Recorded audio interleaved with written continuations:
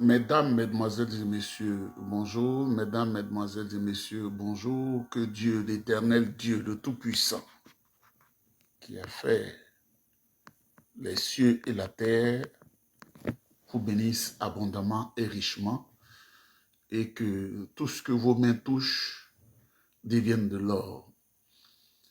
Mesdames, Mesdemoiselles et Messieurs, le premier élément de mon intervention ce matin, le premier élément, c'est que nous avons désormais les preuves qu'un des soutiens, un des manipulateurs de Jean-Louis Bion au PDCI-RDA, c'est bel et bien le président Laurent Gbagbo. Un des soutiens, un des manipulateurs de Jean-Louis Bion au PDCI, c'est bel et bien le président Laurent Gbagbo.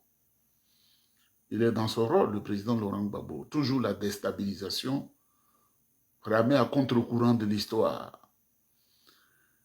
Mesdames, Mesdemoiselles et Messieurs, le deuxième point, nous allons vous parler du mouvement de soutien à Awa Dom Melo, au cœur du PPACI de Gbagbo Laurent. Et si on a le temps, je vais parler un peu d'Interpol qui agit et qui agit très bien en Côte d'Ivoire. Et le dernier élément, je vais vous parler de la famille Bachar al-Assad. Je n'aimais pas parler de ces choses, mais je vais brosser ça rapidement. Vous savez que le président syrien Bachar al-Assad a chuté avec sa famille. Ils sont à Moscou. Il y a des détails que je ne vais pas donner parce que beaucoup de choses. Mesdames, Mesdemoiselles et Messieurs, quand on est étonné en Afrique, on attrape sa bouche. Le président Gbagbo Laurent est de ceux qui manipulent Jean-Louis Bion. Mesdames, Mesdemoiselles et Messieurs, avant de parler de Jean-Louis Bion, je vais parler brièvement du président Laurent Gbagbo et je vais parler de sa rencontre avec le président Tidjane Thiam. Voilà. Ce n'est pas de ma faute. Quand nous sommes en ligne, la peur gagne les esprits de moutons. C'est toujours de faire couper la vidéo. Ils mettent des têtes de morts par milliers, mais je leur dis comme Internet, la facture d'Internet, quand elle arrive, la facture d'Internet, je la dépose à ma compagnie et on paye. Cette vidéo, je peux la répondre 100 fois tant que je n'ai pas encore fini de dire ce qui est dans mon ventre. Mesdames, Mesdemoiselles, homme de recherche, je vous dis bien, n'importe qui peut faire le doctorat, qu'il soit honnête ou malhonnête. N'importe qui peut faire le doctorat. C'était une compilation, un diplôme de compilation. C'est-à-dire, il n'y a pas un sujet dans le monde sur lequel on n'a pas encore travaillé. Vous allez à la bibliothèque, vous avez, avant vous, peut-être 20, 30 doctorats qui ont parlé du même sujet que vous. Vous prenez les éléments ici, vous les compilez, vous déposez, vous avez fait le doctorat, vous êtes suivi par un directeur de thèse. Là où on pense, où on voit que tu as bien étudié, c'est en première année parce que c'est des compositions de table directes. Première année, deuxième année, la licence et puis une partie de la maîtrise souvent. Sinon le reste, ce sont des recherches. Mesdames, Mesdemoiselles et Messieurs, le président Laurent Gbagbo a fait un doctorat bidon. Quand vous le lisez, vous avez l'impression que vous avez affaire à quelqu'un de la classe des secondes. Il a été toujours frustré parce que quand il est venu de France, c'est le président Faure-Boigny par Akoto Yao qui lui a donné la bourse alors qu'il a fait le latin grec, la propétédique. C'est en France qu'il va à l'ambassade et puis dit « Moi, je ne suis pas d'accord, je dois faire l'histoire. » Le président Faure-Boigny apprend ici en Côte d'Ivoire qu'il y a un étudiant capricieux, un étudiant de la région de Gagnoa qui est indiscipliné. Le ministre lui fait le point et dit, comme il est déjà en France, il faut transformer sa bourse, il va faire histoire. Un très mauvais doctorat, je l'ai lu. Je pensais que j'avais un chiffon devant ma face. Quand il vient en Côte d'Ivoire, écoutez-moi très bien, il y a une commission à l'université qui trie les doctorats si tu es capable d'enseigner à l'université. la même commission peut te reverser à la fonction publique parce que tu es incapable, tu n'as pas fait un bon travail pour enseigner à l'université. Et à cette époque, ce n'était pas nos frères noirs et leurs combines. C'était des blancs qui étaient les enseignants à l'université. Des blancs, et le recteur même était blanc. Alors, il a dit, ce doctorat, ce n'est pas un bon doctorat. On ne peut pas le mettre à la fonction publique, mais on va l'utiliser comme un chercheur. Ça veut dire qu'il n'a pas le titre d'enseignant de l'université, il n'est pas assistant, donc il n'a pas le grade d'assistant, de maître assistant, il n'est pas maître de conférence, ils l'ont retiré, ils l'ont mis comme chercheur. Voilà où la frustration commence, parce que la vie personnelle d'un individu peut vous faire croire que la personne est en train de se battre pour une cause nationale. Il va réunir Zadi Zaourou et tous ceux qui viennent de l'Ouest pour leur dire on va combattre au feu Boigny. À l'origine, tous ceux qui viennent de l'Ouest, là, on va combattre au feu Boigny parce que n'oubliez pas qu'en 70, il y a eu une grave crise qu'on appelle la crise Guébier. Il va surfer sur cela et il va manipuler ses propres frères, les Zadi, les quoi, tout ça, il va les manipuler. Lui, à sa guise, parce qu'il est toujours dans la roubladise. Et un jour, comme il est chercheur et qu'il n'est pas enseignant plein de l'université, il va dire, il va animer une conférence, peut-il avoir la démocratie dans un pays à parti unique. On était sous le PDCI-NDA. Les Ivoiriens mangeaient bien. Les Ivoiriens étaient heureux. Tu es à l'université, tu maries une fille, tu as une bourse spéciale du président Faux-Boigny. Tout le monde est boursier. Ils sont transportés. Gbagbo dit ce n'est pas bon. Il rentre toujours à contre-courant de l'histoire. Et il va faire une gigantesque grève et puis fuir pour aller en France. Je mets quiconque au défi au PPACI de me dire une seule fois, parce que je suis un chercheur qui entre partout, M. Gbagbo Laurent n'a jamais fait un jossi en France. Et pourtant, un ventre, il mange. Le président Houphouët-Boigny utilisait ses réseaux pour le nourrir, parce qu'il fallait le nourrir, parce que c'est un trublion. Il ne faut pas le laisser dans la main des Français, les mains entières. Le président Gbagbo l'a nourri de part en part, en utilisant Bala Keïta, le docteur Bala Keïta, mon gars, en utilisant Alain Belkiri, en utilisant surtout Abdoulaye Diallo. Et un jour, rassasié de l'exil, il est venu, le président l'a reçu, il a fait croire au président que tout ce que j'ai fait, ce n'est pas bon, et il est allé faire n'importe quoi. L'insulteur premier, pour vous qui n'étiez pas là, du président Houphouët-Boigny, son bienfaiteur, c'est M. Gbagbo Laurent. Il a tellement insulté Houphouët-Boigny que nous qui avions 20 ans, 21 ans, 22 ans, on ne pouvait pas accepter parce que lui, il avait 45 ans. Il avait 45 ans. Moi, j'ai dépassé 45 ans de 10 ans. Donc, il avait 45 ans et Oufou avait déjà 85 ans. Mais quand il se lève matin, il a mis un journal en place qu'on appelle Ball Coach pour dessiner Houphouët-Boigny. Que Dieu m'en garde, Oufouët fait caca sur lui, Oufouët pisse sur lui, Oufouët c'est un voleur, Oufouët c'est comme ça, Oufouët, des choses graves qu'on ne dit pas. Et lui-même, ça lui sort de la bouche à Agboville. Allez dans les archives, vous allez voir. Mais on ne reste pas chez soi pour dire il ment. Il a tellement insulté Houphouët-Boigny. Mais Oufouët le recevait et les doyens sont encore là. Eux, ils ne parlent pas. Avec le régime d'Abidjan, on ne peut pas parler. Et Oufouët lui donnait l'argent. Il a acheté sa maison de la Riviera. Il a fait tout ça. L'ennemi premier d'Houphouët-Boigny. Et à un moment donné, dans la recherche de l'argent, il va se lier à quelqu'un qui s'appelle Pierre Bion. C'est le papa de Jean-Louis Bion. Un homme d'une générosité exemplaire. Ces gens-là sont rares en Côte d'Ivoire. C'est-à-dire, vous êtes élève au lycée classique, le vieux là habitait dans la zone, et que par passage, vous le voyez, il est assis sur sa terrasse, il faut parler seulement. Moi-même, des amis m'ont manipulé, on est allé là, le vieux, il nous donnait quelquefois un peu.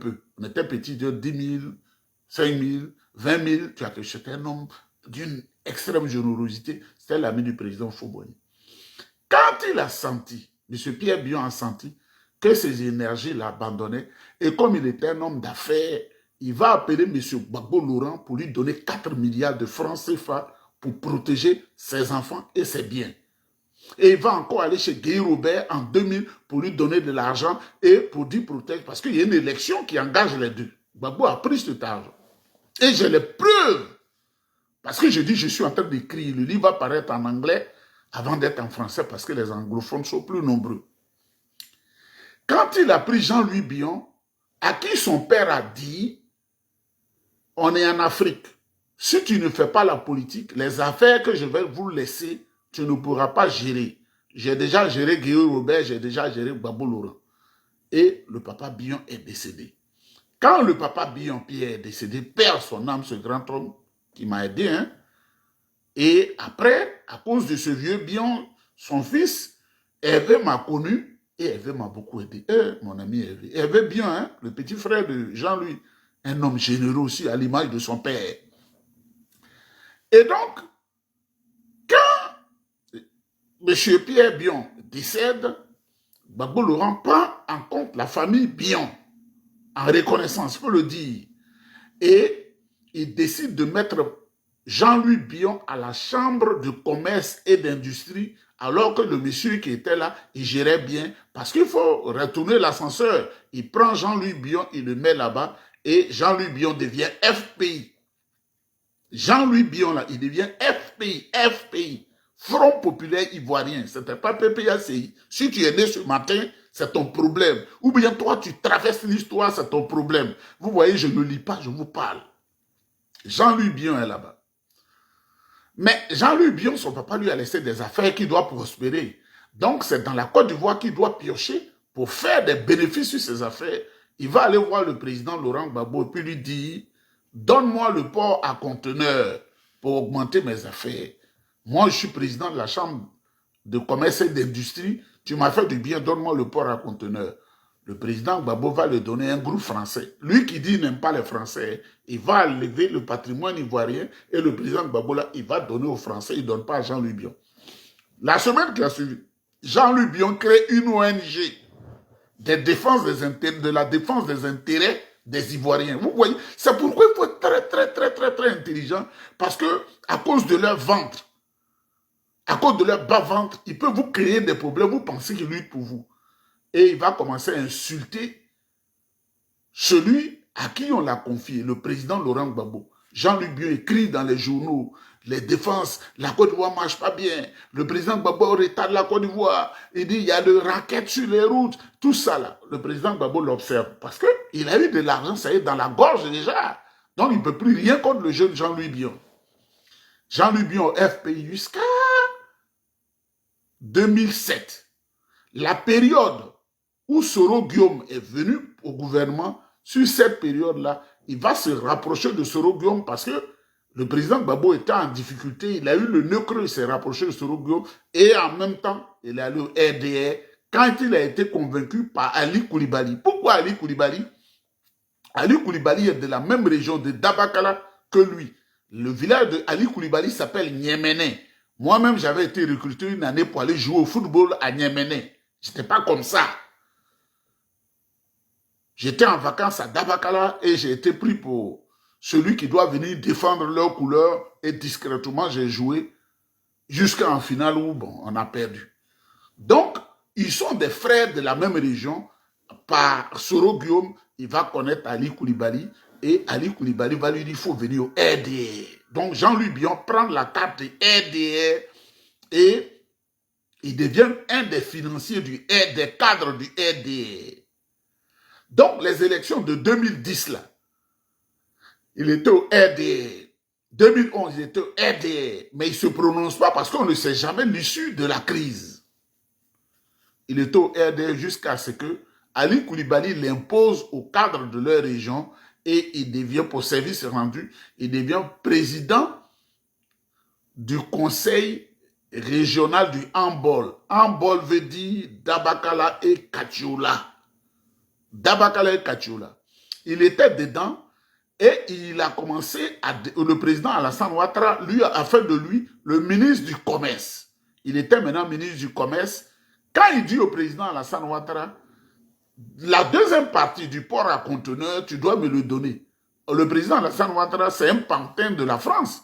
Donc toi, Jean-Louis Billon, entre toi, Jean-Louis Billon et la France, il va donner à qui? Il a donné aux Français.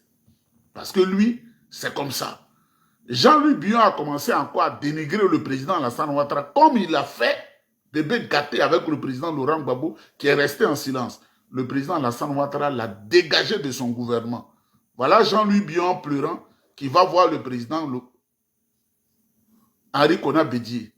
Et il dit, comme tu es mon papa, parce que le président Henri Konan Bédié est l'ami intime du papa de Jean-Louis, de papa Pierre Bion. Il va le voir, il lui recueille son fils, et le président Henri Konan Bédié va faire une erreur, il va dire, il faut venir au PDCI avec moi. Jean-Louis Bion est militant du PDCI depuis 2014. C'est dit pratiquement, ça fait 10 ans maintenant. 2014. Il est parti du FPI. Du FPI, il est allé au RDR. Du RDR, ils lui ont confié des responsabilités régionales et gouvernementales. Aujourd'hui, il dit qu'il est FPI. Donc, le président Alassane Ouattara et sa femme le connaissent bien. C'est pourquoi, quand vous avez vu la vidéo, quand Dia Camara dit c'est un militant alimentaire, Jean-Louis Bion est un militant alimentaire, c'est quand Dia qui le dit, et ils savent sa faiblesse. Parce que la femme de Jean-Louis Bion, la fille de Charles Providence Gomis, l'ami de Alassane Ouattara, sa fille est la filleule, si tu ne le comprenez pas, c'est la filleule de Dominique Ouattara. Donc, le papa de la fille était l'ami d'Alassane Ouattara, du président Alassane Ouattara, il faut le respecter aussi, et sa femme parraine la femme de Bion. Donc, ils ont regardé et disent, Tidjane Thiam qui est venu là, de toute façon, il est puissant. Ce qu'on voit faire des IDH, indice de développement humain, nous sommes des fusilcrates. Nous avons des fusils, on n'a pas d'intellectuels. Tous ces Cro-Magnons qui sont avec nous, qui sont au gouvernement, qui sont les chefs militaires, ils ne comprennent pas. La manière, le président Tidjane Thiam est allé à Soubré et plus de 2 millions de personnes sont sorties dans tous les villages. C'est-à-dire que même Soubré, même on ne pouvait même plus lancer une pierre, ça va toucher le sol. Il faut qu'on fasse quelque chose. Il faut qu'on trouve quelqu'un. Le président Alassane Ouattara va commanditer sa femme Dominique pour lui trouver la personne idéale pour troubler le sommeil des gens du PDCI-RDA. Elle va contacter à son tour la femme de Bion qui dit « Mon mari est bien placé ». Voilà la crise qui sévit au PDCI-RDA où Jean-Louis Bion est perdu, il ne sait plus quoi faire. Vous voyez, on le convoque devant le conseil de discipline du PDCI-RDA. Il a fui, il est allé dans un pays que je connais. Il a fui. C'est pourquoi je vous ai lu avec précision sa date de fuite dans une nuit, l'heure précise et le temps de vol. Et l'avion Air Côte d'Ivoire AF 250, et donc 520, parce que ce n'est plus 520, le repas qu'il a consommé, tout, je vous ai dit, l'heure d'arriver là-bas, la photo qu'on lui a prise à l'aéroport, qu'on m'a envoyée, parce que je suis partout, je suis le vent. Voici ce Jean-Louis Bion là. C'est lui que le président Laurent Gbagbo a décidé de soutenir. Pourquoi? Quand le président Tidjane Thiam est arrivé, il est allé voir le président Alassane Ouattara. Vous l'avez vu sur les images. Il est allé voir le président Laurent Gbagbo. Le président Laurent Gbagbo dit, il faut t'associer à nous, on va faire coup d'État. Il faut t'associer à nous, on va faire coup d'État. Le président Tidjane dit, ah, monsieur le président, moi, je ne peux pas laisser les Ivoiriens souffrir parce que j'étais à l'extérieur. Il y a beaucoup de choses qui sont passées qui nous ont déchiré le cœur. Le président Laurent Gbagbo dit, Soro Guillaume est déjà d'accord. Il est dans l'AES, il est déjà d'accord. Nous, on attend juste un mot du PDCI, un soutien franc. Nous, on va faire coup d'État. Tidjane Thiam dit qu'il ne veut pas. C'est pourquoi Tidjane Thiam, quand il est parti de là et puis il parlait, il a dit, nous ne pouvons pas mettre le serpent dans la poche. C'est du président Laurent Gbagbo il parlait. Parce qu'on va parler maintenant. On ne peut pas mettre le serpent dans la poche.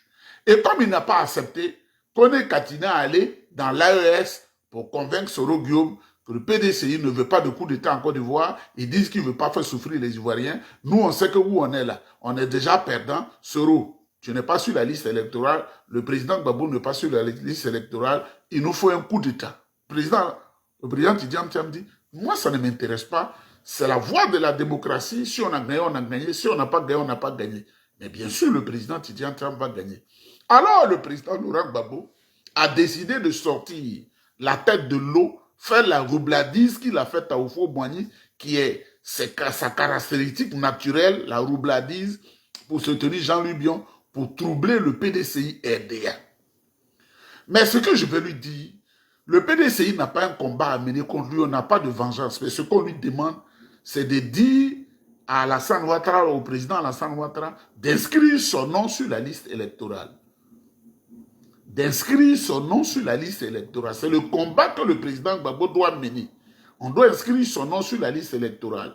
De deux, l'âge qu'il a là, le président Gbagbo a dit, quand tu as 75 ans, à partir de 75 ans et plus, tu ne dois plus être candidat. Il a dit lui-même, tu ne dois plus être candidat parce que c'est à ce moment-là que tu es malade et que tu ne réfléchis plus bien. Le président Laurent Gbagbo, qui était à Gadoukou, dans la région de Gagnoua, et qui, Luc Dabé, et dit, Luc Digbe, c'est Luc, le chanteur sud-africain, il dit, Luc Digbe, ça c'est à faire ça. Ça c'est à faire ça. Et Hervé Djedje qui se bat pour lui, qui est à Paris, qui se bat pour lui sur les réseaux sociaux depuis plus de 10 ans, il dit, il ne sait même plus le nom de ce monsieur. Il dit un Djedje, et puis on lui donne le nom. Moi-même, je ne suis pas PPACI, mais c'est que le jeune s'appelle Hervé Djedje. Et Maëliba qui s'est battu pour lui, qui est mort, il n'a même pas donné 5 francs. Maëliba qui a insulté, il faut le reconnaître, le président Alassane Ouattara, qui a rapatrié son corps, qui lui a fait du bien. C'est ce téléphone qui est le plus dangereux. C'est ça, là, sur ça, je fais des bêtises. C'est ce téléphone-là. C'est pas celui que je mets devant. Vous voyez, non? Il y a moins 4 comme ça. Donc, si tu veux me suivre, là, tu vas souffrir. Hein? Ils sont en train d'appeler de la Syrie. Syrie. La Syrie, là. Syrie, au loin là-bas. Là. Mais je vais rappeler. Donc, mesdames, mesdemoiselles et messieurs, nous allons continuer nos discours. Voilà ce qu'est en réalité le président Laurent Gbagbo. C'est-à-dire, il y a eu une crise en 2011 avec son allié du Front républicain, ceux qui ont chassé le PDCI du pouvoir. C'est lui, là, le président Laurent Gbagbo, qui veut détruire le PDCI RDA. Il veut détruire le PDCI RDA parce qu'il est jaloux. Il sait que il est bloqué par Alassane Ouattara. Ce n'est pas la loi ivoirienne, il est bloqué par Alassane Ouattara, il n'y peut rien. Il veut associer le PDCI à un coup d'État. Nous ne faisons pas de coup d'État en Côte d'Ivoire. Nous allons dégager Alassane Ouattara par la voie normale et diplomatique. Et tous les soutiens pour qu'on explique au président Alassane Ouattara, laisse le pouvoir s'exercer, laisse la démocratie s'exercer. Le jour où le président Tidiane Thiam est élu, il va te protéger sur ton enfant. Quand le président Tidiane Thiam sera élu, il va te protéger, c'est ton enfant. Mais le président Laurent Gbagbo, pour lui, il faut détruire notre parti et c'est bien son filleul qu'il soutient. C'est pourquoi je voudrais dire au président Laurent Gbagbo, Awa Don Melo a décidé de faire parler son cœur parce qu'il doit venir au secours de la Côte d'Ivoire, selon lui. Mais qu'est-ce qu'on a fait au PPACI? Awa Don Melo, là, docteur Awa Don Melo, ils lui ont dit qu'il n'a pas droit à la parole. Et c'est des gens, la plupart du temps, de l'Ouest, des guerriers, des Wobais et des Bétés, qui ont dit à Awa Don Melo, c'est un parti régional et ethnique, le PPACI, tu n'as pas droit à la parole. Mais ce qui est intéressant, les jeunes de la diaspora ont compris que le président Laurent Gbagbo est fort clos. Il n'a plus la mémoire. Il est malade, il est fatigué, il veut les honneurs.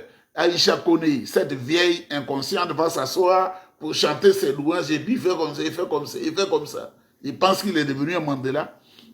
Donc, Awa Don Melo bénéficie d'un soutien franc aujourd'hui de 70% des militants du PPACI. Awa Don Melo bénéficie du soutien de la diaspora parce que ce qu'on a vu qui est en train de se passer à Paris, dont le président Gbagbo, qui sait soutenir bien contre le président Tidiane Thiam, nous lui demandons aussi de laisser Awa Don Melo le remplacer.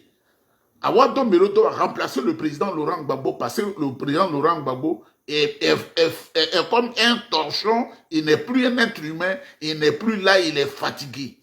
Tout son corps est fatigué. Quand il marche même, j'ai l'impression que c'est le bébé de 3 ans qui n'est pas encore totalement équilibré. Donc de laisser avoir Dombero, parce qu'il aime troubler les autres partis, laisser la démocratie s'exercer, parce qu'il dit qu'il est démocrate. Mesdames, Mesdemoiselles et Messieurs, notre élément rapidement. Je vous ai dit la Côte d'Ivoire va mal. Les grosses voitures, les grosses cylindrées, voler au Canada, voler aux États-Unis, voler en Allemagne, voler en France, voler en Grande-Bretagne, voler en Italie, voler en Belgique, et qui sont en Côte d'Ivoire. Interpol, la police internationale, qui a pignon sur tous les pays du monde, 185 pays je crois, mesdames, mesdemoiselles, Interpol en Côte d'Ivoire. En une semaine de travail, ils ont attrapé 13 527 voitures.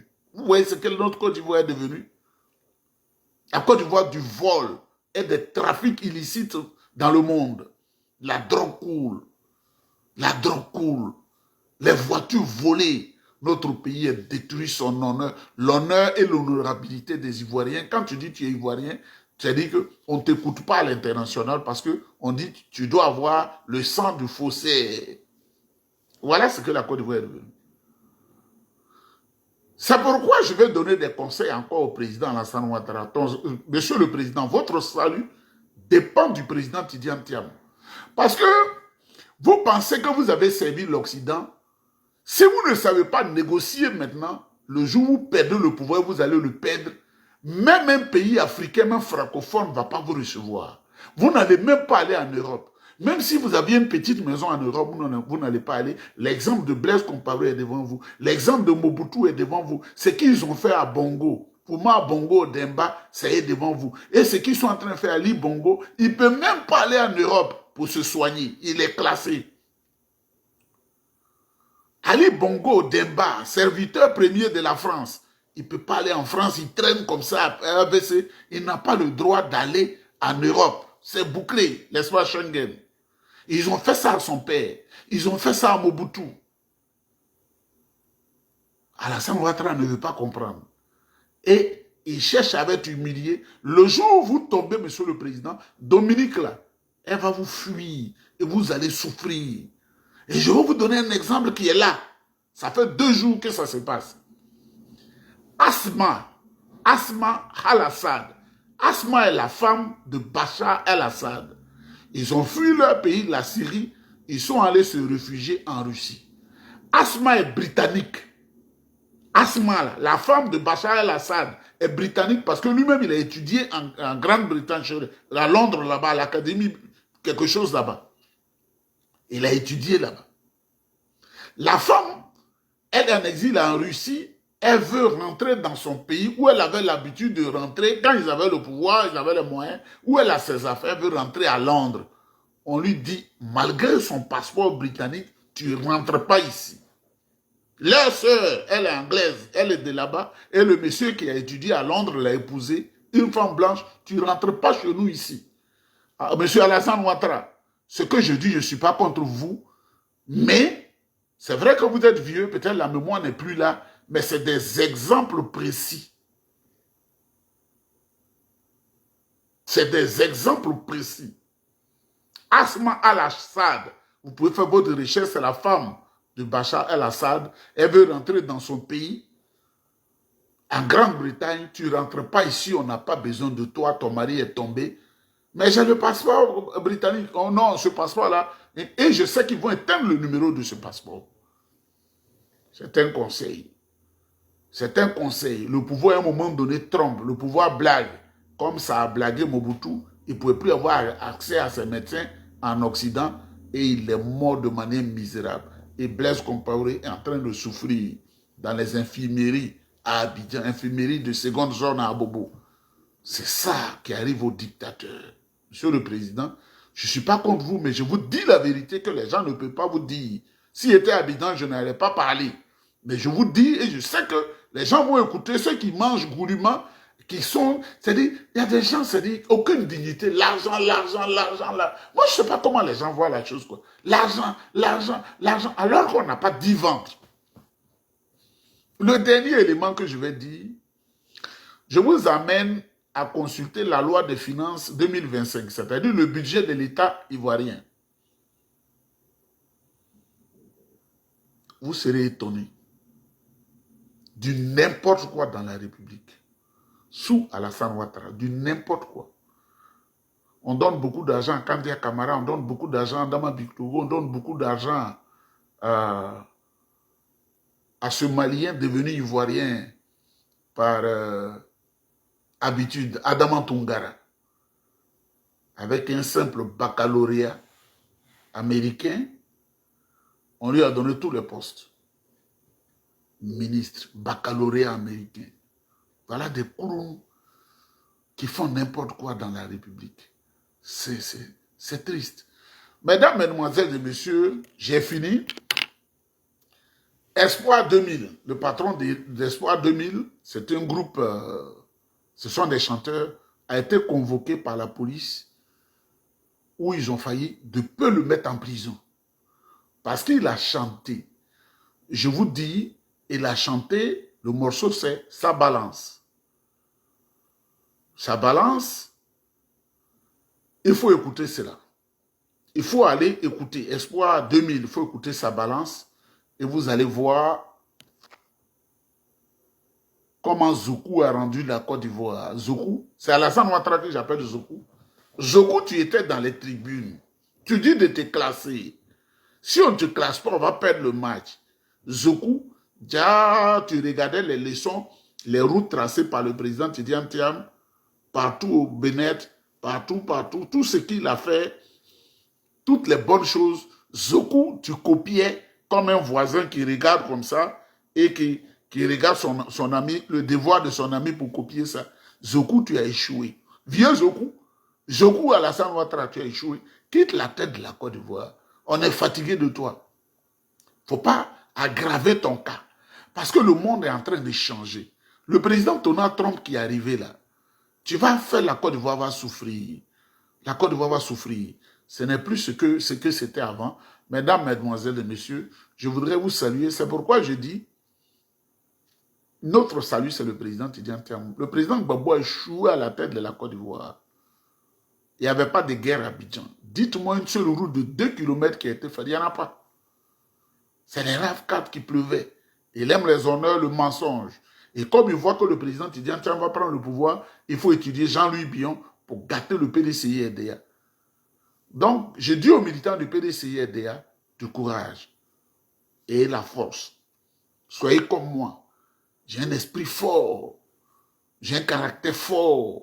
Je ne me laisse pas intimider.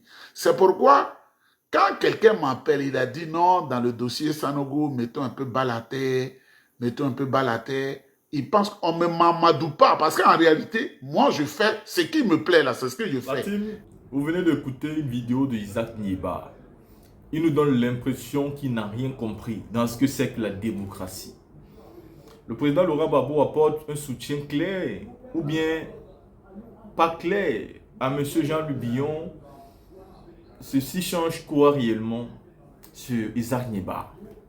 Je veux dire, à l'heure où nous sommes, le président n'a pas encore clairement dit qu'il soutient Jean-Louis Billon ou pas. Et même s'il le faisait, quel est le problème?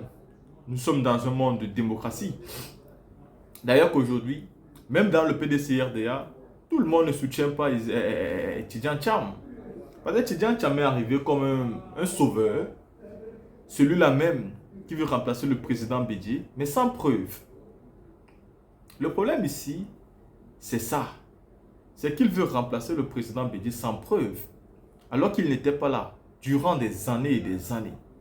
Et qu'aujourd'hui, il arrive comme un sauveur et il veut que tout le monde soit derrière lui. D'ailleurs, il dit tout le temps que l'opposition se met avec le PDC pour soutenir sa candidature.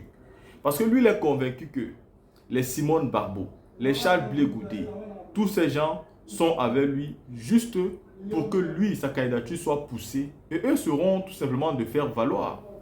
Et ceci sans aucune élection crédible pour désigner le candidat de l'opposition. C'est la même chose qu'il a fait avec Maurice Kakou-Kawe. Il a décidé de manière unanime avec ceux qui l'encouragent au PDCI-RDA d'isoler Maurice Kamto-Gukari, de l'empêcher d'aller aux élections pour le parti. Et comme ça, il a été gagnant parce qu'il a affronté directement, comment il s'appelle, Monsieur Yassé. Monsieur Yassé.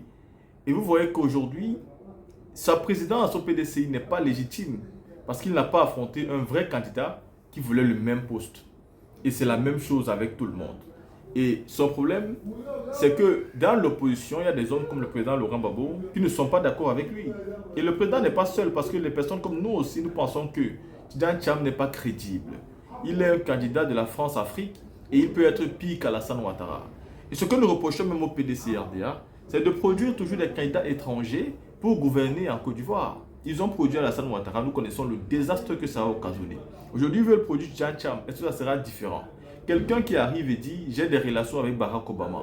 Déjà, Barack Obama n'est plus président de la République et même si j'ai des relations avec lui. Et alors, Ouattara est venu avec les mêmes relations et il les a utilisées pour devenir président. Mais aujourd'hui, la Côte d'Ivoire est endettée comme jamais elle n'a été auparavant. Il ne s'agit donc pas d'avoir des relations, il s'agit d'avoir un bon cœur et d'être capable de gouverner c'est-à-dire sans voler, sans humilier le peuple, gouverner pour l'intérêt de son peuple, gouverner pour l'intérêt du pays et de l'Afrique. Mais Tidjane Thiam ne ressemble pas à quelqu'un qui peut gouverner de la sorte. La team, il faut dire à Isaac Nieba que Gbagbo Laurent n'est pas le responsable du désordre qui est au PDC-RDA. Mais Tidjane Thiam, si, il est le responsable parce qu'il n'a pas respecté les critères. Il est comme un sauveur qui est arrivé, il a mis tout le monde de côté, il est devenu président. C'est normal qu'il y ait des problèmes à côté de ça.